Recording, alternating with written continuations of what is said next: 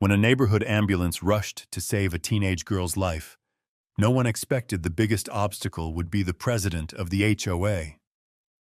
But when HOA Karen screamed about parking violations, called 911 on the EMTs and tried to stop them, karma struck back in the most unbelievable way.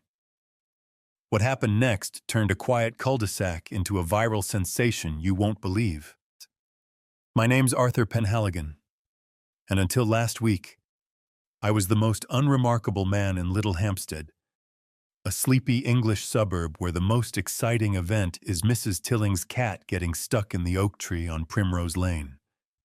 I'm 42, single, and I've spent the last decade tending my modest garden, sipping tea, and avoiding eye contact with anyone who might ask me to join a committee. My life was a beige tapestry of routine. Work at the local library, fish and chips on Fridays. Repeat. That is, until HOA. Karen decided to turn my cul-de-sac into a battlefield.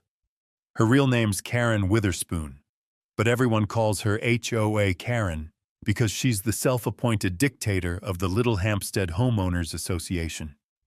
She's a wiry woman with a perm that looks like it's plotting revenge and a voice that could shatter glass.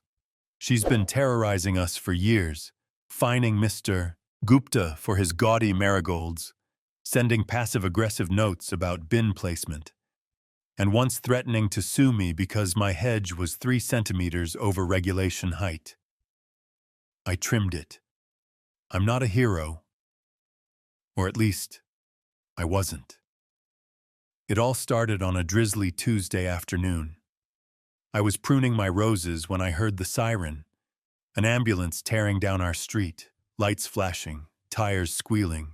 My heart sank because I knew it was for Lily, the 8-year-old daughter of my neighbor, Jamal Carter.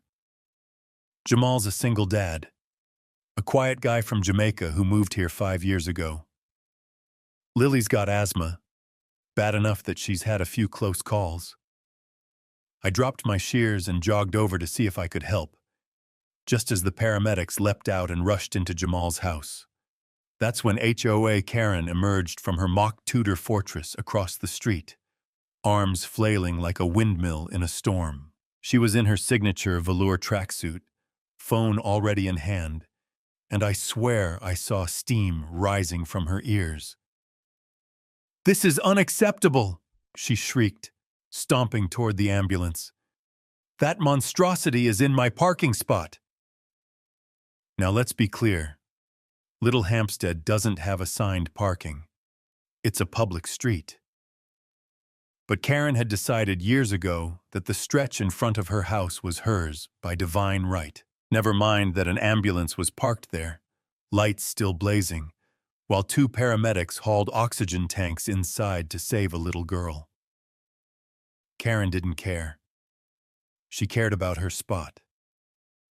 I stood there, frozen, as she dialed 999, or maybe 911, who knows with her, and started yelling into the phone. "Yes, hello, I need the police.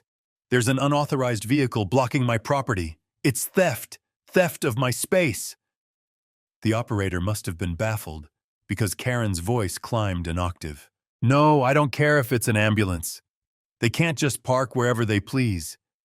This is a violation of HOA rules." By now, a crowd was gathering. Mrs. Tilling with her tabby under her arm, Mr. Gupta clutching a trowel, and teenage Tommy from down the road, filming the whole thing on his phone. Jamal burst out of his house, wild-eyed, as the paramedics wheeled Lily out on a stretcher, her tiny chest heaving. I stepped forward to grab his arm. "She'll be okay, mate," I mumbled uselessly. He nodded, too panicked to reply. "Karen, though?" She doubled down. She marched right up to the ambulance driver, a burly guy named Steve who looked like he'd rather be anywhere else, and jabbed a finger in his face. "Move this thing now or I'll have your job. I know people on the council." Steve blinked, then said, "Lady, we're saving a kid. Back off." Oh, that set her off. She started ranting about entitlement and disrespect, which was rich coming from her. I should have stayed out of it. I'm not a confrontational guy. I once apologized to a pigeon for bumping into it, but something snapped. Maybe it was Lily's wheezes echoing in my ears, or Jamal's trembling hands, or the sheer absurdity of Karen screaming at an ambulance. I stepped between her and Steve. "Karen," I said, voice shaking. "They're here for Lily. She can't breathe. Can you just stop?" She wheeled on me, eyes blazing. "Oh, you'd love that, wouldn't you, Arthur? Always siding with them." She jerked her head toward Jamal, and there it was. The venom I'd always suspected lurked beneath her HOA clipboard. Them. A word loaded with every ugly assumption she'd never dared say aloud until now. My stomach twisted. I'm not quick with comebacks, but I managed. "This isn't about sides. It's about a kid not dying." The crowd gasped. Tommy's phone zoomed in. Karen's face turned beet red, and she opened her mouth to retort.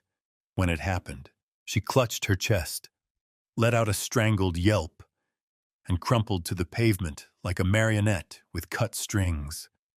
For a second, I thought she was faking it for sympathy. Then Steve, the paramedic, swore, dropped to his knees, and started checking her pulse. "Heart attack," he barked to his partner. "Get her in the rig."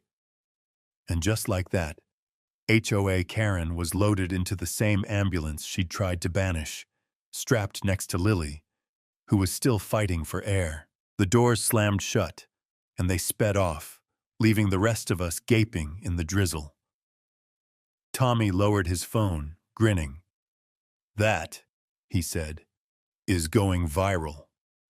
The ambulance's taillights vanished around the corner, and Little Hampstead stood there, soaked and stunned, like we'd all just witnessed a Shakespearean tragedy with a punchline.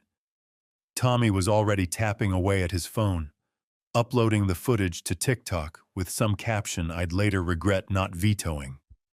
HOA Karen versus ambulance. The ultimate Karening. I trudged back to my roses, figuring that was the end of it. I was wrong. Oh, how spectacularly wrong I was. By Wednesday morning, my phone was buzzing like a beehive on fire. I don't even have social media. My most daring online venture is ordering seeds from a gardening forum. But Mrs. Tilling called to say she'd seen me on her grandson's tickety-tock, and Mr. Gupta texted a link with the words, "Arthur, you're famous."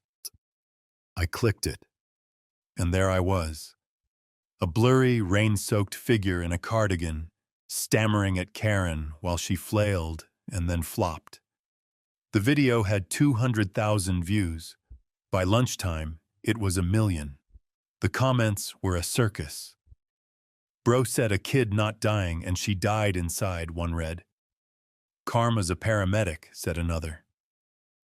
Someone had edited dramatic music over Karen's collapse, and a meme of her face captioned, "When you park in my spot," was spreading faster than gossip at a church fete. I didn't know whether to laugh or hide. Mostly, I hid. Jamal stopped by that afternoon, looking exhausted but relieved. Lily was stable. Her asthma attack had been bad, but the paramedics got her to the hospital in time. He shook my hand, his grip firm. "Thanks for stepping up, Arthur. I heard what you said to her." I mumbled something about it being nothing, but he smiled, a rare thing for Jamal, and said, "It wasn't nothing." That stuck with me. Meanwhile, Karen was alive too. Word trickled back that she'd had a mild heart attack, brought on by stress, no surprise there, and was recovering at St. Mary's Hospital. The irony wasn't lost on anyone. The ambulance she'd tried to banish had saved her life. Tommy's video didn't mention that part, though. It cut off at her collapse, leaving the internet to assume she'd keeled over for good. I didn't correct the narrative. I'm not that noble. By Thursday, Little Hampstead was a zoo, news vans parked on the street. Yes, our street, where the biggest scandal before this was a missing wheelie bin. Reporters knocked on my door, asking for the hero who stood up to the tyrant. I told them I wasn't a hero, just a guy with a hedge, but they didn't care. The Daily Mail ran a headline: Quiet Librarian Shames HOA Harpy in Viral Showdown. The Sun went with Karen's cardiac karma. I started locking my door. The neighborhood split into camps. Mrs. Tilling and Mr. Tsone Gupta were Team Arthur, baking me scones and slapping my back like I'd slain a dragon. Others, like Karen's cronies from the HOA board, led by pinched-faced Marjorie Platt, called me a troublemaker. Marjorie left a voicemail saying my reckless interference had endangered Karen's health, and I'd be hearing from their solicitor. I deleted it and ate another scone. Then came the X posts. People I'd never met were tagging me. Someone had found my library profile, with messages like, "Arthur Penhaligon is the GOAT, and give this man a medal." A comedian in London tweeted, "HOA Karen's the kind of person who'd call the cops on Rosa Parks for not giving up her seat." That one got 50,000 likes. I didn't know what GOAT meant, but I gathered it was good. Friday night, Jamal invited me over for tea. His flat was cozy, cluttered with Lily's drawings and asthma inhalers. She was back home, curled on the couch with a blanket, and she grinned when she saw me. "You're the man from the video," she chirped. I blushed and handed her a chocolate bar I'd brought. Jamal poured the tea and said, "You know, Karen's hated me since I moved in. Never said it outright. But it's the looks, the comments, them." "You heard her." I nodded, ashamed I hadn't noticed sooner. "She's not the only one," he added quietly. "Just the loudest." That hit me hard. Little Hampstead liked to think it was progressive. Tea shops with pride flags, a yearly diversity picnic. But beneath the surface, people like Karen simmered, and people like me. We stayed quiet. Too quiet. Saturday brought the reckoning. Karen returned from the hospital, pale and hobbling, but unbowed. She called an emergency HOA meeting in the community hall, and half the neighborhood showed up, some to gawk, some to cheer, some to film. I went because Jamal asked me to, though I'd rather have faced a root canal. Karen sat at the front, glaring like a deposed queen. "This week," she began, voice quivering with martyrdom, "I was viciously attacked, verbally and emotionally, by a certain resident." All eyes swiveled to me. I sank in my chair. That ambulance had no right to park in my designated space, and Arthur Penhaligon had no right to humiliate me in front of the world. Marjorie clapped. Tommy snickered. Then Jamal stood up. "Karen," he said, calm but firm, "that ambulance saved my daughter's life. And yours. Maybe instead of whining, you should say thank you." The room erupted. Cheers from Team Arthur. Boos from the HOA loyalists. Karen sputtered, "I will not be spoken to like—" But she didn't finish. Her face went pink, then white, and she sat down hard, clutching her chest. False alarm this time, but the optics were gold. Tommy caught it on camera. The meeting dissolved into chaos, and I slipped out, figuring my hero days were done. But the internet wasn't finished. By Sunday, the video had 10 million views, and HOA Karen was a hashtag trending worldwide. Someone started a GoFundMe for Lily's medical bills. It raised £20,000 in a day. A brewery in Leeds sent me a case of Penhaligon's Pale Ale with a label reading, "For the quiet ones who roar." Monday morning, the council showed up. Not for a lawsuit, but with a proposal. The viral fame had put Little Hampstead on the map, and they wanted to capitalize. "We're renaming the street," a chipper official told me, handing me a plaque. "Penhaligon Place. Unanimous vote." Well, almost. I pictured Karen's face and nearly dropped my tea. The unveiling was that afternoon. The whole neighborhood turned out, even Karen, who stood at the back with Marjorie, scowling. The sign went up. Shiny, official, absurd, and everyone clapped. Tommy yelled, "Speech!" And I fumbled through something about community and kindness, feeling like a fraud. Jamal caught my eye and nodded, and that made it okay. Later, as the crowd thinned, Karen shuffled over. I braced myself, but she didn't yell. She just said, "I didn't mean for Lily to get hurt." It wasn't an apology, but it was something. I nodded. "I know." She limped off, and I wondered if she'd change. Probably not. People like her rarely do. But the street sign? That was a start. That night, I sat in my garden, staring at Penhaligon Place glowing under the street lamp. The world still turned. Racism didn't vanish. Karens didn't reform overnight. But for once, I wasn't just the quiet guy with the hedge. I'd spoken up. And maybe, just maybe, that rippled further than I'd ever know. The story ends happy but open. Lily's fund grows, Jamal opens a carpentry shop, and I keep my roses trimmed. Karen stays prickly but quieter. Penhaligon Place becomes a quirky landmark, a reminder that even small stands matter.